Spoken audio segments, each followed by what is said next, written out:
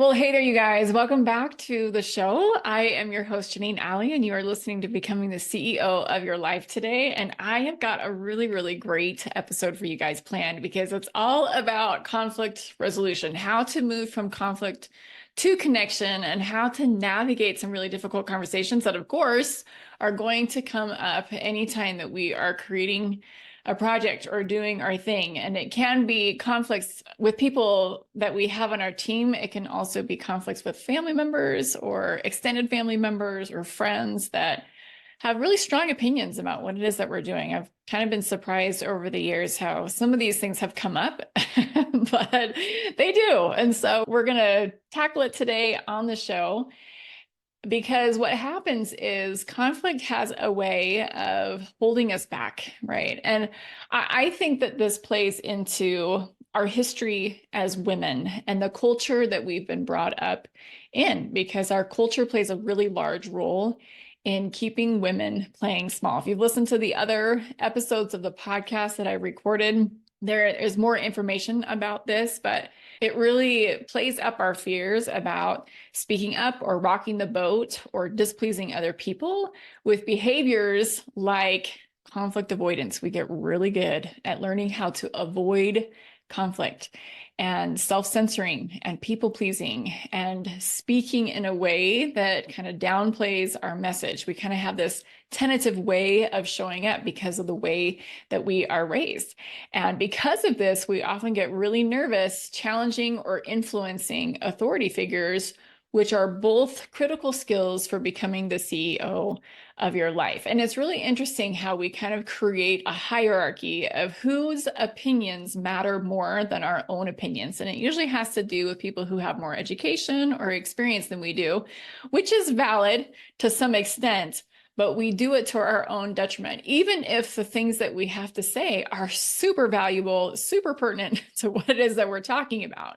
So we need to handle conflict constructively in order to thrive effortlessly, right? Because the more we're able to do that, the more we're supporting playing a bigger game, because we're not involved in some of the drama that happens with conflict, not just the actual drama between you and someone else, but the internal drama that comes up because there is a conflict. So today, I want to help you to create that shift to be able to truly see the value of embracing conflict as an opportunity for growth and empowerment.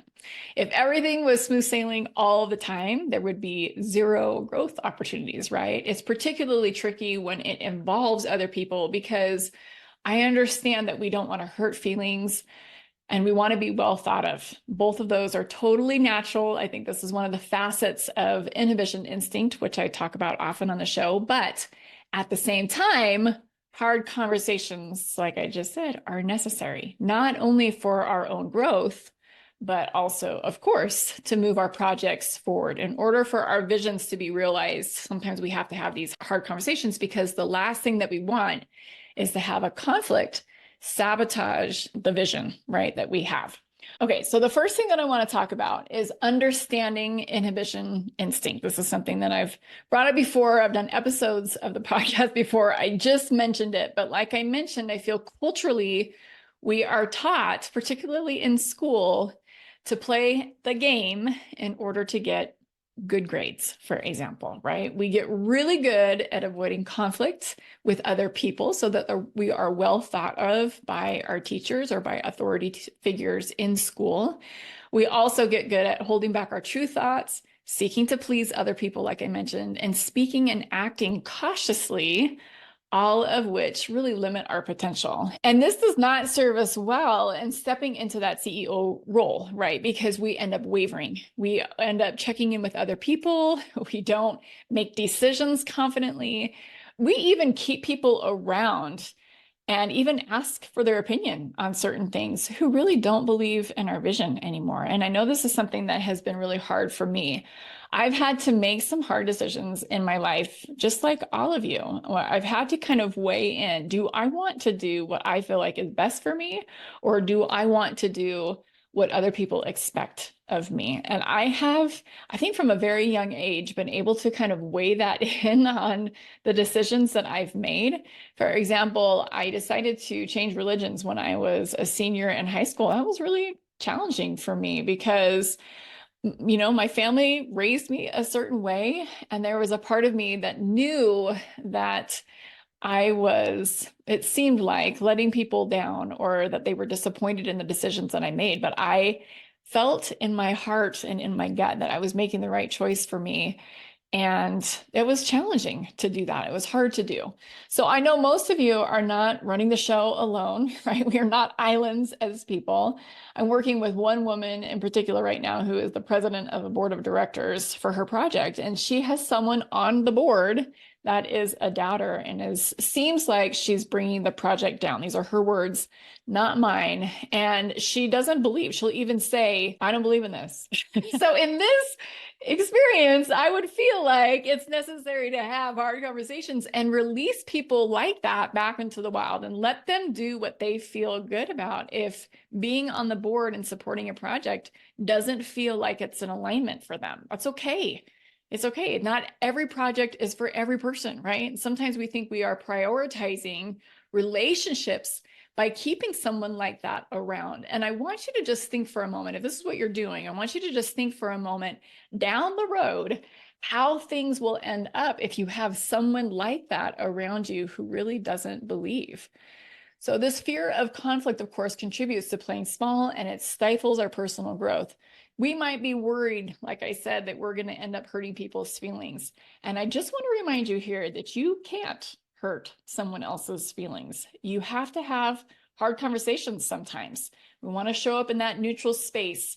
And when we do that, you're allowing somebody else to take full responsibility for their thoughts and emotions. And I'm not telling you to just show up and bulldoze over people and allow people to just feel what they're going to feel and take full responsibility for that. You do want to be mindful and aware and show up with that idea of your best self kind of at the forefront of your mind. But at the same time, at the end of the day, they are responsible for their own emotions. So let's just talk a little bit further about unpacking this fear of conflict, because I want to take some of these ideas and go just a little bit deeper with them. So I know that you are here to make an impact. And like I said, this can be a messy process. And we're going to have moments of conflict. Just plan on it. It's going to happen, right? But let's just kind of talk for a second about some of these root causes of the fear of conflicts. Like I mentioned, we have this societal conditioning, like people pleasing, right? Rocking the boat, particularly as a woman, is not looked upon highly. We have a lot of nicknames for women that are not nice, that talk about women who do shake things up a little bit. I was doing a project for the church that I go to, and I was actually in charge of the monthly women's activities. And the way that things were done before was really different from the vision that I had of supporting women in this way moving forward. And I even had a conversation with somebody, and I was like, I'm going to get in there and I'm really going to rock the boat on this. And I was kind of nervous because I was a foreigner and I knew that they were pretty staunch about how they did things before. It was something that they said, well, we don't do things like that here, was something that I heard a lot. And I knew that if I stepped into that, I was going to ruffle some feathers. And the response that I got back was, maybe the boat needs to be rocked. And so I want you to kind of think about that in what you're doing. Maybe the boat does need to be rocked where you're at. But I think another fear that we have, of course, is of rejection personally, right? We are afraid of losing friends or creating a wedge in relationships that mean things to us, right? That are important to us. And of course, we don't intentionally want to do that. But like I said, we can't choose someone else's thoughts and emotions for them. And we can just decide, okay, this is the way that I'm going to show up, and try to align yourself with that vision of how you want to be the best that you can as you move forward and have these hard conversations. But that fear of rejection is still probably going to be present a little bit. And that stems back, evolutionarily speaking, from getting kicked out of the tribe, right? If we got kicked out of a tribe, it was inevitable death, right? Although that is not what's going to happen. We're not going to die from having these conversations, but sometimes it feels like it. So I'm going to talk about how to address that in just a second. But again, this kind of comes back to what is your experience of conflict and how does this play? I'm giving a couple examples here, but I want you to take the time to really see what are you thinking and how are you feeling about this? Another limiting belief that comes up sometimes when we're talking about conflict, this one actually comes up from my husband a lot. He's like, well, I'm just not like that. I'm not a very confrontational person. I don't really know who is. I don't know. I don't hang out with confrontational people, but we still need to have hard conversations sometimes. Another one is I value friendships over my business.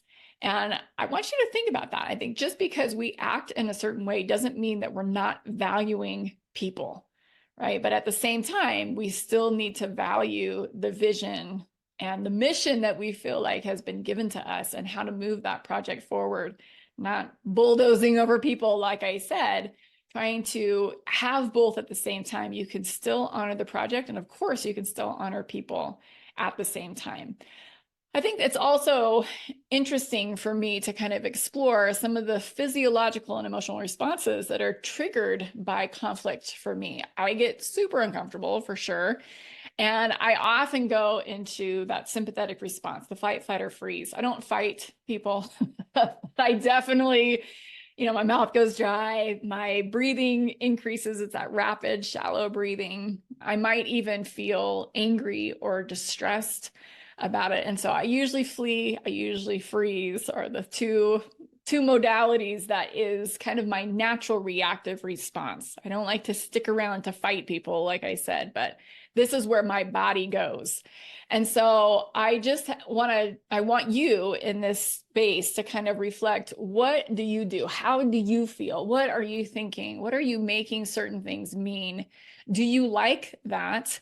If yes, if no, what do you want to do about it moving forward? So I want to offer to you this Unwavering Woman Approach, because when you're showing up, you're thinking about your vision, for example, and you're in this energy of being unwavering.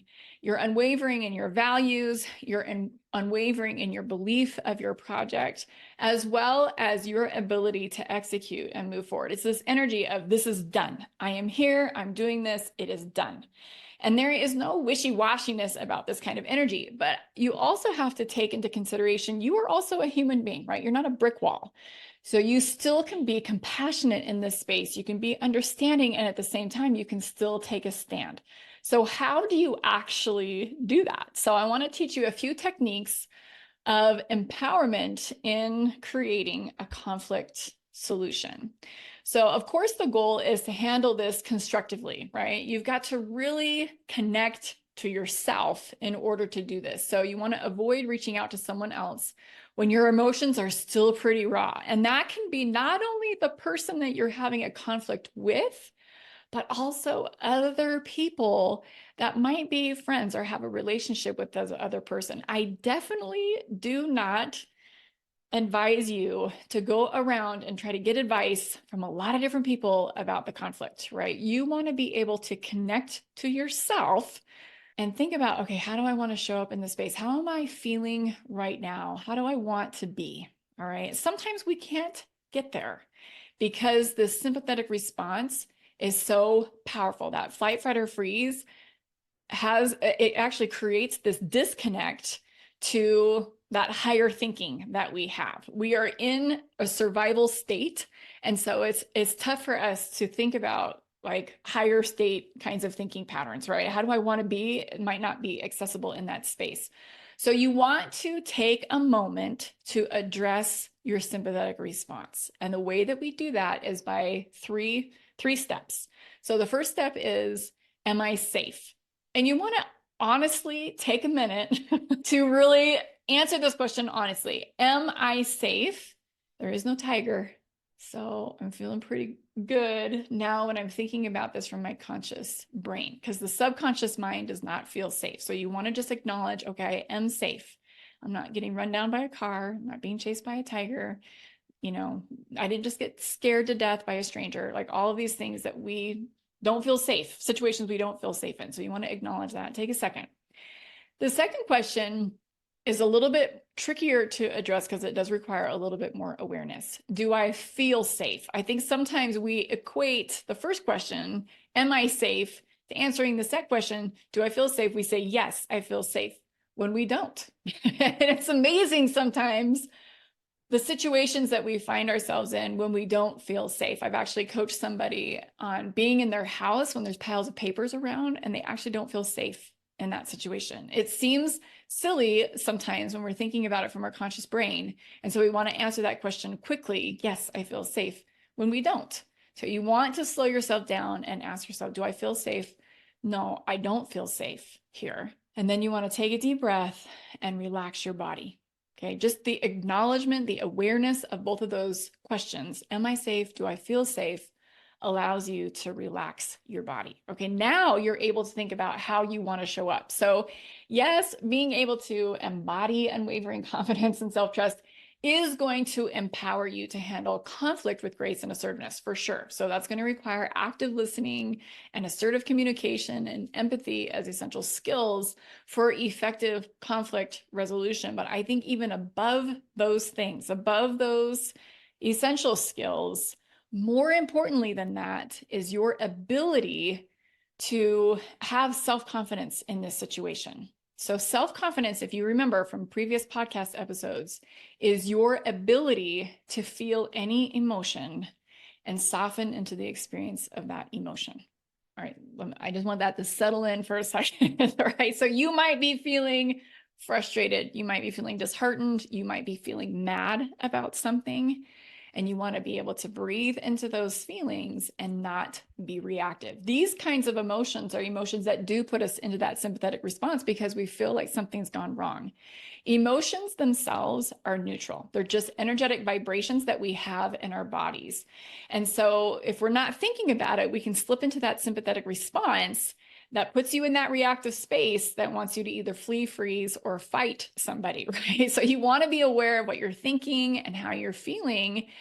And then you want to just breathe into that experience. You need to gain the skill to allow those emotions to be there. That is what self-confidence is. It's being able to have a conversation with somebody from your highest thinking, understanding that you might be angry with something, about something. You might be frustrated about something. You might see something as being unfair.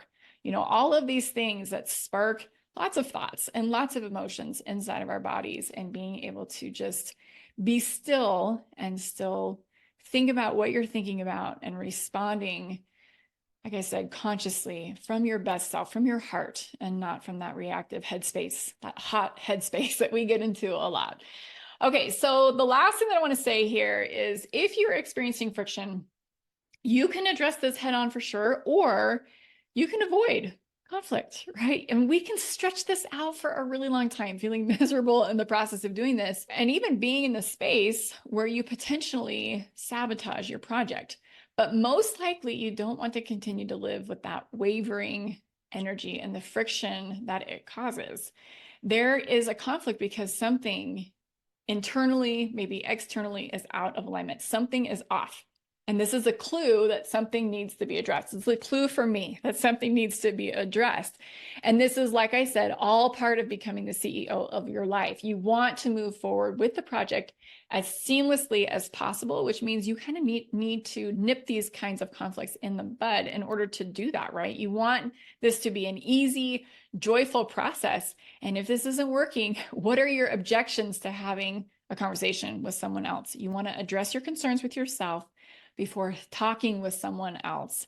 And you really want to understand that embracing conflict is an opportunity, again, for growth and empowerment. All right, my friends, thank you so much for tuning into this podcast episode today. I hope you found value in the content that I shared with you. If you did, I would love it if you shared and rated and reviewed the podcast. It really goes a long way to helping other people find the content. And if you have not booked your Unwavering Woman assessment, go ahead and head over to my calendar just by going to JanineAlley.com/CEO to book your assessment over there. This is a value-packed 15-minute call with me where we talk about where you are wavering and where you need to develop more self-trust in the things that you are doing. All right, my friends, have a great rest of your day, and we'll catch you guys soon. Take care.